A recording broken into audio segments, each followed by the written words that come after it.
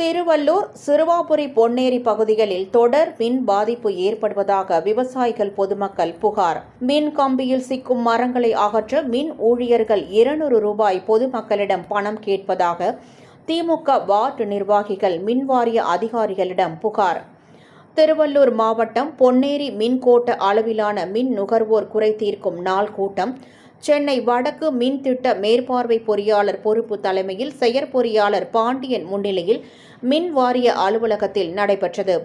இதில் உதவி செயற்பொறியாளர்கள், உதவி பொறியாளர்கள் மின் நுகர்வோர்களிடம் குறைகளை கேட்டு தீர்வு கண்டனர்.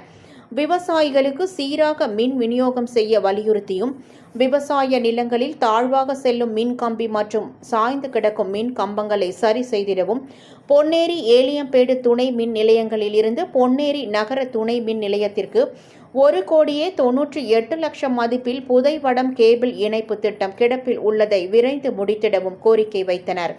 பொன்னேரி நகராட்சி 1வது வார்டில் அடிக்கடி மின்தடை ஏற்படுவதாகவும், மின் கம்பிகளில் சிக்கியுள்ள மரங்களை அகற்றுவதற்கு மின்வாரிய அதிகாரிகள் பொதுமக்களிடம் ரூபாய் பணம் கேட்பதாகவும் திமுக பொன்னேரி நகராட்சி வார்டு நிர்வாகிகள் புகார் தெரிவித்தனர். மேலும் சிறுவாபுரி பகுதியில் மின்மாற்றி செயல்படாமல் கடந்த 10 நாட்களாக குடிநீர் வழங்க முடியாத நிலை உள்ளதாகவும் பாதிக்கப்பட்ட கிராம மக்கள் புகார் தெரிவித்தனர். பொதுமக்கள் மற்றும் விவசாயிகளின் பிரச்சினைகளுக்கு உரிய தீர்வு காண்பதாக மின்வாரிய அதிகாரிகள் உறுதியளித்தனர்.